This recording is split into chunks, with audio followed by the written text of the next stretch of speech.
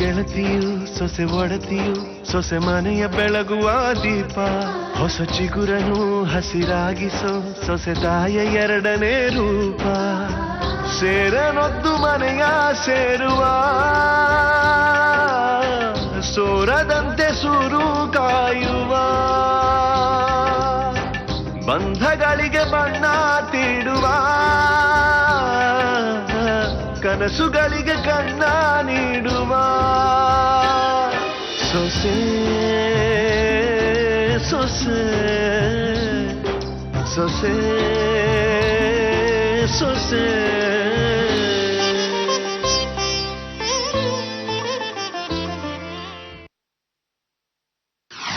ಈಗಲೂ ನಿಮ್ಮ ಮಗಳ ವಿಷಯಕ್ಕೆ ವಿಷ ಕುಡೀರಿ ಅಂತ ಹೇಳ್ತಿಲ್ಲ. ಯಾಕೆಂದ್ರೆ ವಸುಧ ರಾಘವನ್ ಮದ್ವೆ ಆದ್ರೆ ಅದು ನೀವು ಅವನಿಗೆ ಮಾಡೋ ಉಪಕಾರ ಮರಿಬೇಡಿ. ರಾಘವನ್ ಬದುಕಿಗೆ ಬೆಳಕು ಕೊಟ್ಟ ಭಾಗ್ಯ ನಿಮ್ಮ ಮಗಳಿಗೆ ಸಿಗುತ್ತೆ.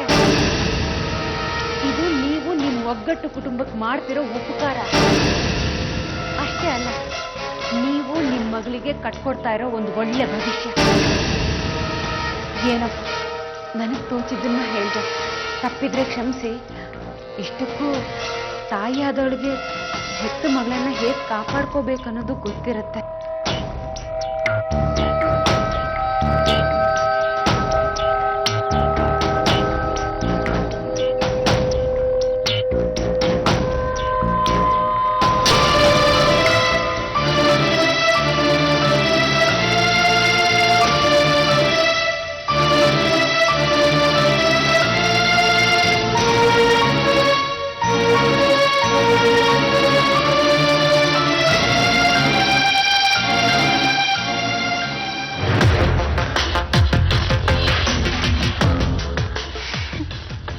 ಏನೋಪ್ಪ, ನಾನು ಏನೇ ಹೇಳಿದ್ರು ಎಲ್ಲರೂ ನಂಬ್ತಾರೆ.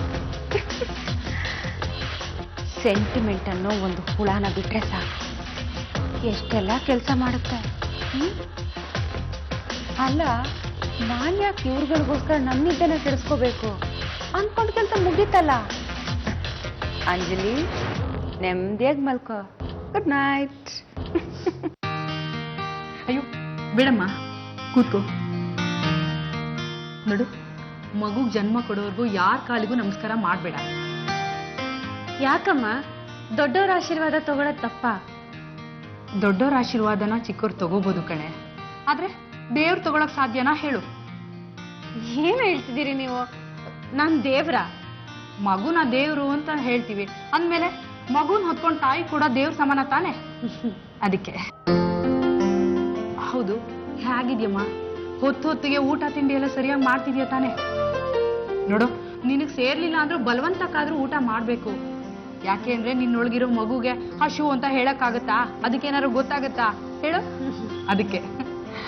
ನೋಡು ಕೀರ್ತಿ, ನನಗ್ ತೋಚಿದ್ದನ್ನೆಲ್ಲ ನಾನ್ ಮಾಡ್ಕೊಂಡ್ ಬಂದಿದ್ದೀನಿ. ನಿನಗೇನೇ ಬೈಕೆ ಇದ್ರು ನನ್ನನ್ನು ಕೇಳು, ಅದನ್ನ ನೆರವೇರಿಸೋ ಜವಾಬ್ದಾರಿ ನಂದು. ಬೈಕೆಗಳಿರ್ಬಾರ್ದಮ್ಮ, ಅದೇ ಅಲ್ವಾ ಆಸೆ. ಆಸೆ ತಾನೆ ದುಃಖನ ಕರ್ಕೊಂಬಂದ್ ಪರಿಚಯ ಮಾಡಿಸೋದು. ಆಗಿದ್ದು ಕೆಟ್ಟದಾಗಿದ್ರೆ ಆಗೋದು ಒಳ್ಳೇದಾಗಿರುತ್ತೆ ಅಂತ ಅರ್ಥ. ಪ್ರತಿಯೊಬ್ರು ಜೀವನದಲ್ಲೂ ಕಷ್ಟ, ಸುಖ, ನೋವು, ನೆಲುವು ಇದೆಲ್ಲ ಇದ್ದೇ ಇರುತ್ತೆ ಕೀರ್ತಿ. ಸದ್ಯಕ್ಕೆ ನೀನ್ ನೋವೆಲ್ಲ ದೂರ ಆಗಿ ಸಂತೋಷವಾಗಿರೋ ಸಮಯ ಬಂದಿದೆ. ಇನ್ ಮುಂದೆ ನೀನ್ ಖಂಡಿತವಾಗ್ಲೂ ಸಂತೋಷವಾಗಿ ಇದ್ದೇ ಇರ್ತೀಯ. ಸರಿ ಅಮ್ಮ, ಏನೇನ್ ತಂದಿದ್ದೀರಿ? ಇದರಲ್ಲಿ ಚಕ್ಲಿ, ಕೋಡ್ಬಳೆ, ನಿಪ್ಪಟ್ಟು, ರವೆ ಉಂಡೆ, ಹಾಗೆ ಮಾವಿನಕಾಯಿ ತೊಕ್ಕು, ಉಪ್ಪಿನಕಾಯಿ ಎಲ್ಲಾನು ಇದೆ. ಮತ್ತೆ ಇದರಲ್ಲಿ ಇನ್ನೂ ನಾನೇ ಬೆಣ್ಣೆ ಕಾಯಿಸಿ ತುಪ್ಪ ಮಾಡಿದ್ದೀನಿ. ಅದನ್ನ 3 ಹೊತ್ತು ಹಾಕೊಂಡು ಊಟ ಮಾಡ್ಬೇಕು. ಏನೋ ನೋಡು, ಇದು ಕೇಸರಿ. ಇದನ್ನ ಹಾಲ್ಗೆ ಹಾಕೊಂಡು ಪ್ರತಿನಿತ್ಯ ಕುಡಿದ್ರೆ ಹುಟ್ಟೋ ಮಗು ಬೆಳ್ಳಗೆ ಹುಟ್ಟುತ್ತೆ, ನಿನ್ ತರ. ತಗೋಪ್ಪ.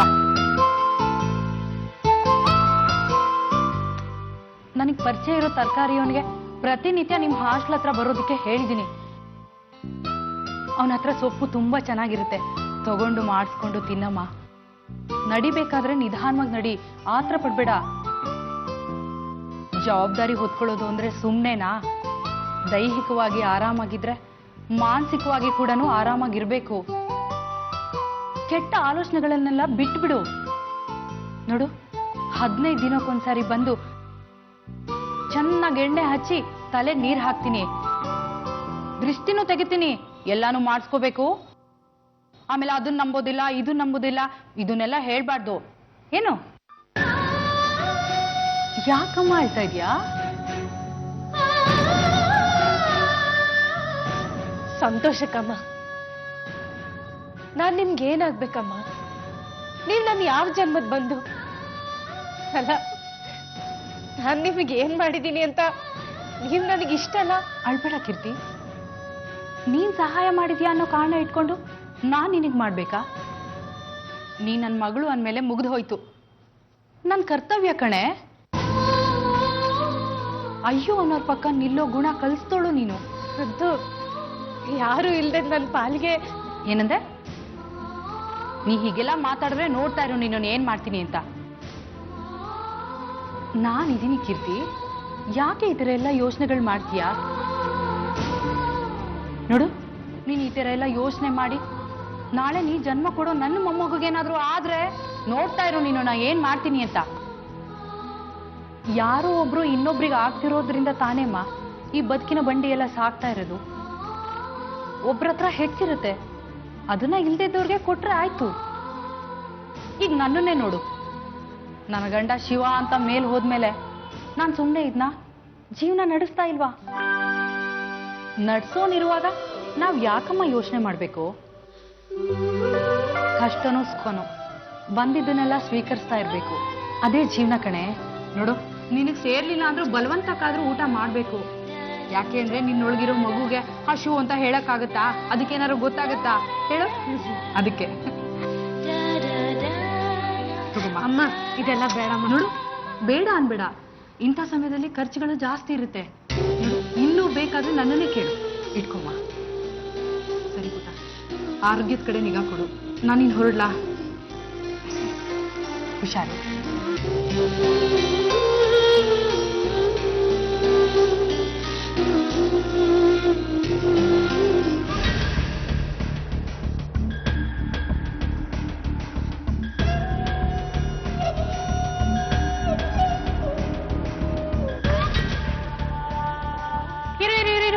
ಏನ್ ಕುಡಿತಾ ಇದೀಯಾ? ಹಾಲು. ಹಾಲಿಗೆ ಏನ್ ಹಾಕಿದ್ಯಾ? ಅತ್ತೆ, ಹಾಲಿಗೆ ಏನ್ ಹಾಕ್ತಾರೆ? ಸಕ್ಕರೆ ಹಾಕಿದ್ದೀನಿ. ನೋಡು, ಅದಕ್ಕೆ ನನ್ ಕೋಪ ಬರೋದು. ಕುಡಿಲಿ. ನಾನೇನ್ ಮಾಡ್ದೆ ಅತ್ತೆ? ಇಂಥ ಸಮಯದಲ್ಲಿ ಬರೀ ಹಾಲು ಯಾರಾದ್ರೂ ಕುಡಿತಾರಾ? ಇರೋ ಒಂದ್ ನಿಮಿಷ. ವೈದೇಹಿ. ಹಾ ಅತ್ಗೆ. ಕಿಚನ್ ಅಲ್ಲೇ ಇದೆಯಾ? ಅಲ್ಲಿ ಮಿಕ್ಸಿ ಪಕ್ಕದಲ್ಲಿ ಒಂದ್ ಬಟ್ಲಲ್ಲಿ ಕೇಸರಿ ಹೂ ಹಾಕಿದ್ದು ಹಾಲು ಇಟ್ಟಿದ್ದೀನಿ ಕಣೆ. ಬೆಳಿಗ್ಗೆನೆ ಹಾಕಿಟ್ಟೆ ಕರಗ್ಲಿ ಅಂತ. ತಗೊಂಡ್ ಬಾ, ಕರಗಿರುತ್ತೆ. ಹಾಗೆ ಒಂದ್ ಸ್ಪೂನ್ ತಗೊಂಡ್ ಬಂದ್ಬಿಡು. ಹಾ ಬಂದೆ. ಕೇಸರಿ ಹಾಕತ್ತೆ? ಗರ್ಭಿಣಿಯರು ಕೇಸರಿ ಹೂ ಹಾಕಿದ ಹಾಲು ಕುಡಿದ್ರೆ ಮಗು ಕೆಂಪಗೆ ಹುಟ್ಟುತ್ತೆ. ತಂದ್ಯಾ? ಕೊಡು. ಕರಗಿದೆ ನೋಡಿದ್ಯಾ?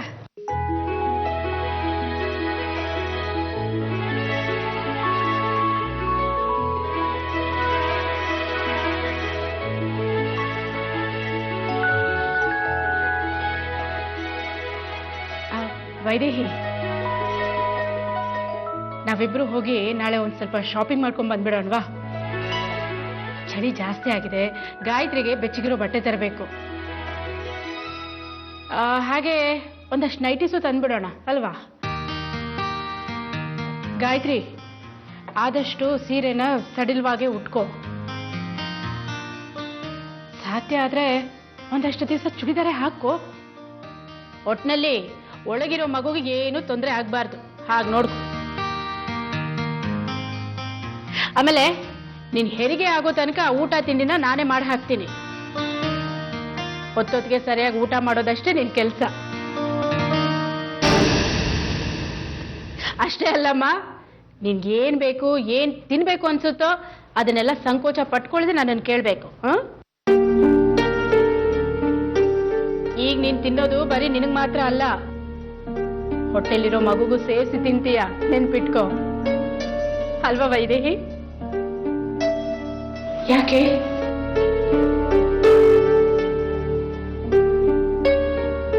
ವೈದೇಹಿ?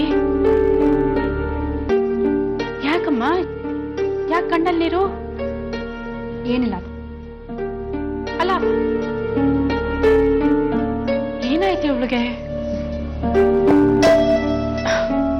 ಸರಿ, ಈ ಹಾಲು ಕುಡಿ. ಮಾರುತಿ ಎಲ್ಲಿ ಹೋದ? ನೋಡು, ಬೆಳಿಗ್ಗೆ ಹೇಳಿದ್ದೆ ಅವನಿಗೆ, ಮರ್ತು ಬಿಟ್ಟಿದ್ದಾನೆ.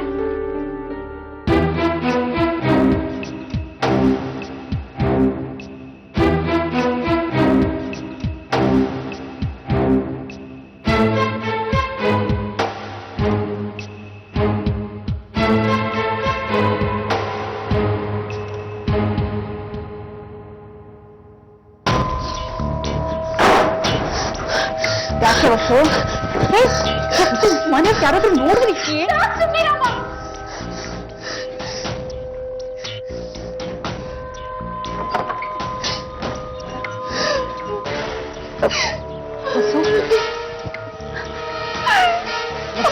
ನಂಗೂ ಸಾಕಾಗಿದೆ ಅಮ್ಮ. ಎಷ್ಟು ಅಂತ ಬಟ್ಟೆ ಕುಟ್ಕೊಂಡು ಹೊಟ್ಟೆ ಸಣ್ಣ ಮಾಡ್ಕೊಳ್ಳಿ ಹೇಳು. ನನಗೆ ಹುಚ್ಚು ಕಟ್ಟದಾಗಿದೆ. ಹಾಗಿರುವಾಗ ಹೊಟ್ಟೆಲಿರೋ ನನ್ನ ಮಗುಗೆ ಹೇಗಾಗ್ಬಾರ್ದು ಹೇಳು. ಹೀಗೆ ಮುಂದುವರೆದ್ರೆ ಮರ್ಯಾದೆ ಹಾಳಾಗುತ್ತೆ ಅನ್ನೋ ಕಾರಣದಿಂದ ಹೊಟ್ಟೆಲಿರೋ ಮಗು ಉಸಿರಲ್ಲಿ ನಿಂತೋಗುತ್ತೆ ಅಂತ ಭಯ ಶುರುವಾಗಿದೆ ಅಮ್ಮ. ಅಳ್ಬೇಡ ಕಣೆ, ಅಳ್ಬೇಡ್ವೆ. ಹೌದಮ್ಮ, ಹತ್ರ ಏನು ಪ್ರಯೋಜನ ಆಗಲ್ಲ. ಯಾಕಂದ್ರೆ ನನ್ನ ಜೀವನದಲ್ಲಿ ಇನ್ನೇನು ಆಗಲ್ಲ. ನಾನ್ ಚೇತು ಹತ್ರ ಹೋಗಲ್ಲ. ಇಂಥ ಅವಸ್ಥೆಯಲ್ಲಿ ನನ್ನ ಮಗು ಹುಟ್ಟಲ್ಲ. ನನ್ನ ಪರಿಸ್ಥಿತಿ ಬಗ್ಗೆ ಯಾರಿಗೂ ಏನು ಗೊತ್ತಾಗಲ್ಲ. ಒಂದಿನ ಸಂಕಟ ಸಹಿಸ್ಕೊಳಕ್ಕಾಗ್ದಲೆ ಸಾವು ಬಂದಾಗ ವಿಷಯ ಎಲ್ಲರಿಗೂ ಗೊತ್ತಾಗತ್ತೆ. ಆದ್ರೆ ನನಗ್ ಬೇಜಾರಾಗಲ್ಲ. ಯಾಕಂದ್ರೆ ನಾನು ಸತ್ತಿರ್ತೀನಿ.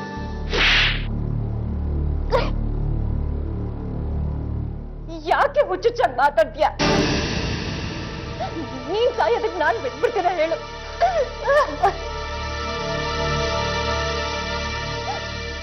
ನೋಡು, ಹಾಗೆಲ್ಲ ಯಾವತ್ತೂ ಮಾತಾಡ್ಬೇಡ. ಈ ರೀತಿ ಬದುಕೋದಕ್ಕಿಂತ ಸಾವನ್ನೇ ಬಾ ಅಂತ ಕರೆಯೋದು ಎಷ್ಟೋ ವಾಸಿ ಅಮ್ಮ. ಮನೆ ಮರ್ಯಾದೆ ಹೋಗುತ್ತೆ ಅಥವಾ ನನ್ ಮಗು ಹೋಗುತ್ತೆ. ನಾವ್ ಕಟ್ಕೊಂಡಿರೋ ಮರ್ಯಾದೆ ಅನ್ನೋ ಮಾಯಾ ಕೋಟೆ ಮುಂದೆ ಜೀವ ಇರೋ ಈ ಮಗು ಸಾಯ್ಬೇಕೇನಮ್ಮ? ಹೇಳಮ್ಮ, ನನ್ ಮಗು ಸಾಯ್ಬೇಕಾ? ಸಾಯೋದೇ ವಾಸಿ. ಯಾಕಂದ್ರೆ ಈ ವಿಷಯ ಈಚೆ ತರೋದಕ್ಕಾಗಲ್ಲ. ಅಬಾರ್ಷನ್ ಮಾಡಿಸ್ಬಿಡಮ್ಮ. ಹಾಳಾಗೋಗ್ಲಿ, ಅಬಾರ್ಷನ್ ಮಾಡಿಸ್ಬಿಡಮ್ಮ. ಈ ಜಗತ್ತಲ್ಲಾಗೋ ಎಲ್ಲ ಅಬಾರ್ಷನ್ಗಳು ಮರ್ಯಾದಾ ಹತ್ಯೆನೆ. ಬೇರೆಯವ್ರ ಮರ್ಯಾದೆ ಉಳಿಸೋಕ್ಕೋಸ್ಕರ ಆಗೋ ಹತ್ಯೆ. ಇಷ್ಟಕ್ಕೂ ಈ ವಿಷಯ ಮುಚ್ಚಿಡ್ಕೊಂಡು ನನ್ಗೆ ಯಾವ ಸುಖ ಕೊಡ್ಬೇಕು ಅಂತ ಹೊರಟಿದ್ದೀರಾ? ಹೇಳಮ್ಮ, ಹೇಳು. ತಾಯಿ ಆಗ್ತಿರು ನೀನು ನಿನ್ ಮಗು ಮೇಲಿಟ್ರು ಅಕ್ರೇನ? ಅಮ್ಮನಾಗಿ ನಾನು ನಿನ್ ಮೇಲೆ ತೋರ್ಸಕ್ ಆಗ್ತಿಲ್ವಲ್ಲ ವಸುದ? ಹಾಳಾದ್ ಎಂತ ಇಕ್ಕಟ್ಟಿನ ಪರಿಸ್ಥಿತಿ ನೋಡು. ಇಷ್ಟಕ್ಕೂ ಮಾನ, ಮರ್ಯಾದೆ, ಪ್ರತಿಷ್ಠೆ ಇದನ್ನೆಲ್ಲ ಇಟ್ಕೊಂಡು ಯಾಕೆ ಬದುಕ್ಬೇಕು ಹೇಳು? ಇದರಿಂದ ತಾನು ನೀನ್ ತಾಯಿ ಆಗ್ತಿರೋ ವಿಷಯನ ಮನೆ ಎದುರುಗಡೆ ಹೇಳೋಕ್ಕಾಗದೆ ಮುಚ್ಚಿಟ್ಟಿರೋದು. ಎಲ್ಲದೂ ಸರಿ ಇದ್ದಾಗ ಎಲ್ಲಾನು ಸರಿ ಅನ್ಸುತ್ತಮ್ಮ. ಆದ್ರೆ ಯಾವ್ದಾದ್ರೂ ಒಂದ್ ಕೆಡ್ತು ಅಂದ್ರೆ ಎಲ್ಲಾನು ಕೆಡೋಕ್ ಶುರುವಾಗುತ್ತೆ. ರಿಪೇರಿ ಮಾಡ್ಕೊಳ್ಳೋದು ಹಾಗಿರ್ಲಿ, ಸಮಸ್ಯೆ ಇಂಥದ್ದು ಅಂತ ಗೊತ್ತಿದ್ರು ಹೇಳ್ಕೊಳಕ್ ಆಗಲ್ಲ. ಈಗ ಈ ಮಗು ಯಾರಿಗೂ ಬೇಡದೇ ಇರೋ ಮಗು ಅಮ್ಮ. ಯಾಕಂದ್ರೆ ಇದು ನನ್ನ ಹೊಟ್ಟೆಲಿದೆ ಅನ್ನೋ ಸತ್ಯ ಯಾರಿಗೂ ಗೊತ್ತಿಲ್ಲ. ಇನ್ ನನ್ನ ಜೀವನದಲ್ಲಿ ಸಂಸಾರ ಅನ್ನೋದೇ ಶುರುವಾಗೋದಿಲ್ಲ. ನಾನು ಒಂಟಿ ಅಮ್ಮ. ಈ ಒಂಟಿ ಕೈಗೆ ಮಗು ಸಿಗುತ್ತಾ ಅಥವಾ ಹೋಗುತ್ತಾ? ಮಗುನು ಸಿಗತ್ತೆ, ನಿನ್ಗೆ ನಿನ್ ಜೀವನನೂ ಸಿಗತ್ತೆ. ಇದೇ ನಿನ್ ಮಗುನ ಮನಸಾರೆ ಇಷ್ಟಪಡುವಂತ ಒಂದು ಹೃದಯನೂ ಸಿಗತ್ತೆ ಕಣೆ. ಸಾಯೋ ಮಾತನ್ನ ಪಕ್ಕಕ್ಕಿಡು. ಸಾವು ಮಾತಾಡದೆ ಇದ್ರು ಬರುತ್ತೆ.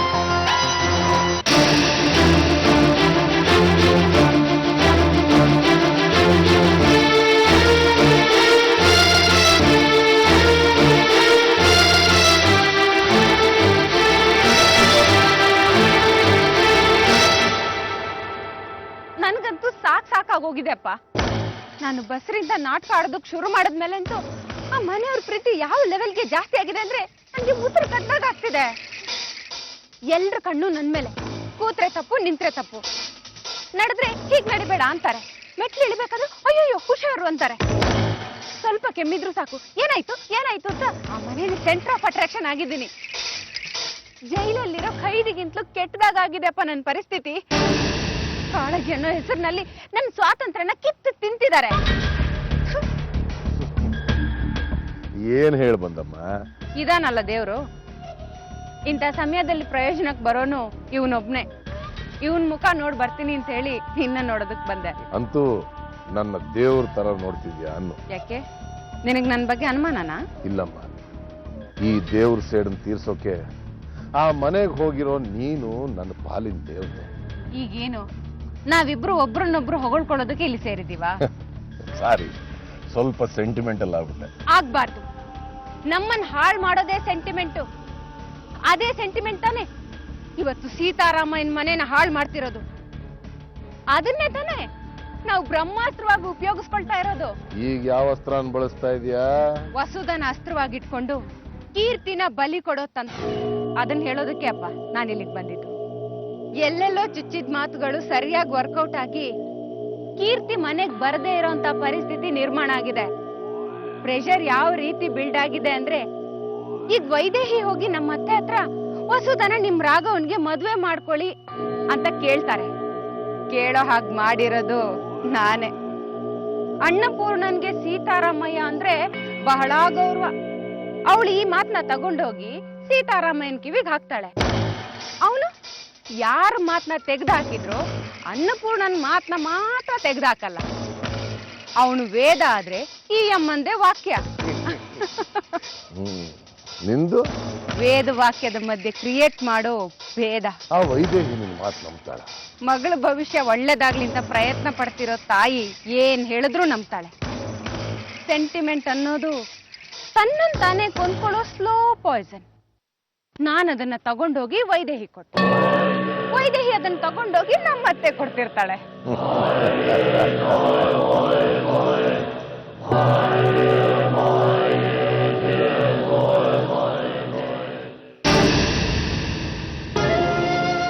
ಅತ್ತಿಗೆ, ವೈದೇಹಿ ಬಾಮ್ಮ, ಕೂತ್ಕೋ ಬಾ.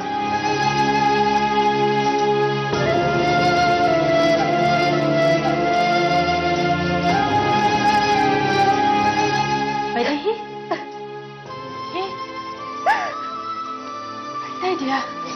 ಯಾಕೆ, ಏನಾಯ್ತು? ಆಗ್ಲೇ ನನ್ನ ಕಣ್ಣೀರು ಹಾಕ್ದಾಗ ನೀವು ಕಾರಣ ಕೇಳಿದ್ರಿ. ನಾನು ಮುಚ್ಚಿಟ್ಟೆ. ಈಗ ನಿಮ್ ಜೊತೆ ಮನಸ್ಸು ಬಿಚ್ಚಿ ಮಾತಾಡ್ಬೇಕು ಅಂತ ಬಂದಿದ್ದೀನಿ. ನನ್ನ ಮಾತನ್ನ ಕೇಳಿಸ್ಕೊತೀರ? ಅದಕ್ಕೆ ಏನಮ್ಮ ಮಾತಾಡ್ತಾ ಇದೀಯ ನೀನು? ಹಾಳ್ಬೇಡ ನೀನು, ಹೇಳು ಏನ್ ವಿಷಯ?